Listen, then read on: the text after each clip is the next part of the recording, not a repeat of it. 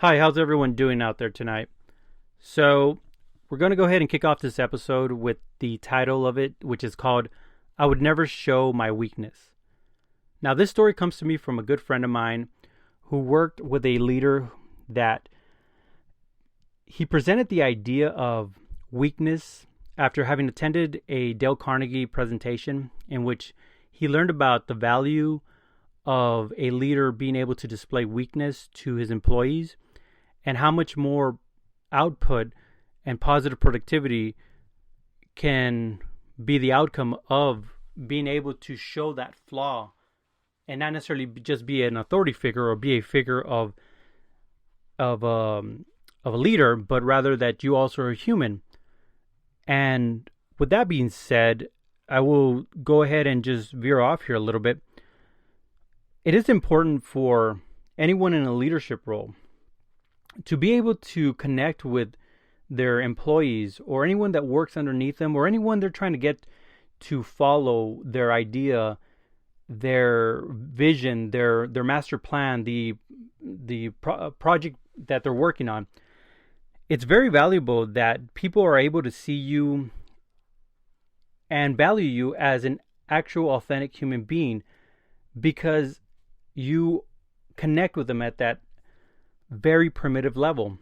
And if people are not able to comprehend and understand that part, then you're going to have a difficult time being able to complete your task. Now, it's not saying that it's impossible, but it just won't come as easily as if you are authentic and you show that authentic side of yourself. So with that being said, he came to me with this story in which he said when he presented his different points. Now, if you've never been to a Dale Carnegie presentation or you've never read any of Dale Carnegie's books, the most popular one, or at least the one I enjoy the most, is How to Win Friends and Influence People. And that book is so fundamental to a lot of what we know in self-improvement and leadership roles and leadership books today, because it provides quick snapshot stories of how CEOs and people in management, people in sales were able to handle difficult situations and turn the situation around to where there was a positive outcome. Now, a story that I always like to reference from Dale Carnegie is one about Charles Schwab, in which he was walking in the halls of his I think it was a plant that he worked at, and he noticed some individuals or some men working smoking under a no smoking sign.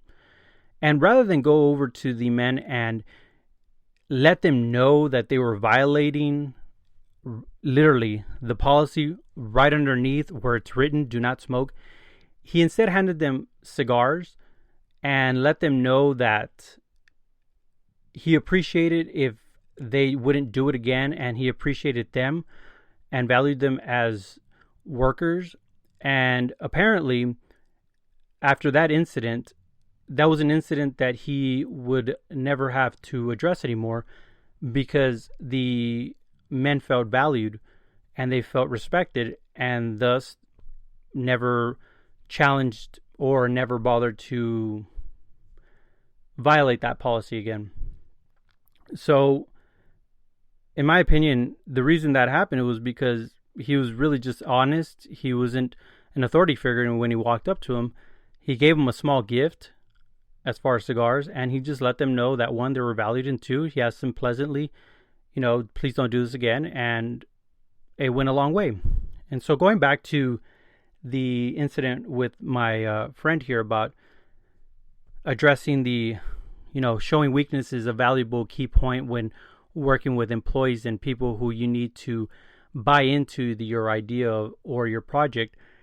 He felt disillusioned, and we talked it out, and what we came up with was his leader at the time was weak, to say the least, and weak in the sense that his leader didn't understand the value of being able to show weakness. Now, The reason that is because ultimately it was above that person's comprehension, that person's understanding of why it's so important to be able to be authentic. And so with that being said, that mark was missed. And to say the least, he went on to say that after that, he was frowned upon. Some of his ideas weren't very widely accepted because of the fact that he presented it is good to be able to show people a weakness, especially those that we're trying to get buy-in from. So with that being said, I bring you to HBR, which I believe is one of the books here in front of us, if you're on the live stream right now. And it's on leadership. And from here, I was able to grab a very solid question that's asked in the book, and then later on it's explained. The question is, why should anyone be led by you? And the way the book describes it is, if ever you want to silence a room full of higher up executives or just a room full of leaders, that is one question that you should be able to ask them. And for the most part, it'd be hard for anyone to answer it, because being led and being in a leadership position requires a lot of self-reflection. And the book HBR's on leadership goes on to talk about 4 qualities inspiring leaders have. First one is they selectively show their weakness by exposing some vulnerability. They reveal their approachability and humanity. Now think about that. They reveal their approachability. See, a lot of the time, whenever I've talked to people who are at my level, or anyone who I've worked with that is above me as a supervisor, there's always that common disconnect. Am I not liked? And why doesn't anyone like them? Them being the executives. And whenever I'm asked, am I not liked? They're asking me, am I not liked by the people who I'm having to work with, to coach, to talk to? And so that is very, very important, because in going back to what I had mentioned earlier about being authentic, being approachable is valuable. It's crucial. It's a necessity, because it allows for communication to flow without any type of boundaries or any type of reservations. The last thing you want is for anyone to not approach you because they reserve that you're going to shoot them down, talk down to them, or just flat out ignore them. Just a quick side note here that I'm going to take you through. A long time ago, when I worked loss prevention, I went to interview for a company. And while I was going through this interview, it was a setup of kind of like a round robin, where you interviewed with different groups at different times within the hour in different rooms. And I remember sitting in the interview, and as I'm answering the questions, the gentleman across me who's interviewing me gets on his phone and starts messaging. Now, at that point, I realized that I didn't have the job. And I felt very undervalued. I had wasted my time, because I had prepared. But that's the way I felt then. Later on, I came to better understand the value of having been there, because I was able to reflect on what not to do and how to value the person across you, especially if they're interviewing for a position. So with that being said, we're talking about approachability here. That person was not approachable, because had I received that position and accepted the position and gone to work for these individuals or this company, I would have to have worked with that person. I would have to have worked with that person as my supervisor. And the tone was already set during that interview as they're texting while I'm trying to answer to questions that I had prepared and I was nervous about, that they didn't value my presence. And so in my mind, I had already established that that person was not approachable, and that I would not be of value. So going back to this quote here that says, they selectively show their weakness by exposing some vulnerability. They reveal their approachability and humanity. So ultimately, what I'm trying to get you all to understand is being vulnerable and showing a weakness, of course, with good measure, is a very powerful tool that a leader should embrace and be able to explore and expose, so that the people that they're working with, or anyone that's working to under them, are able to value their opinion and not just see them as someone who's dictating orders to them and doesn't care for their well-being, in a sense.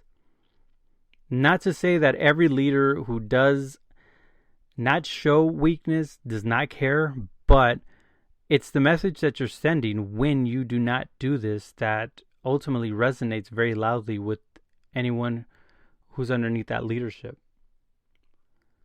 Moving on. I have something here to share. According to the story, or at least the notes that I wrote down that day, it says, the supervisor and the team are going over ideas on how to improve employee productivity.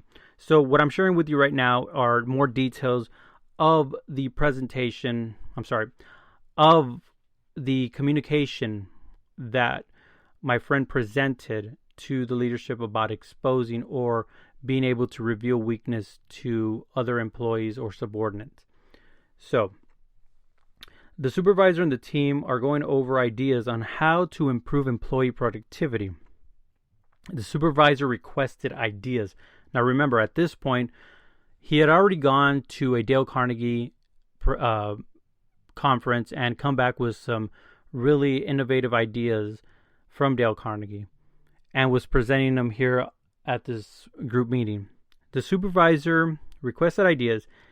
An idea that caught the lead's attention was to show employee mistakes and weakness. The immediate response after seeing this idea was, I do not agree with this suggestion. I would never show my weakness. This is a horrible idea.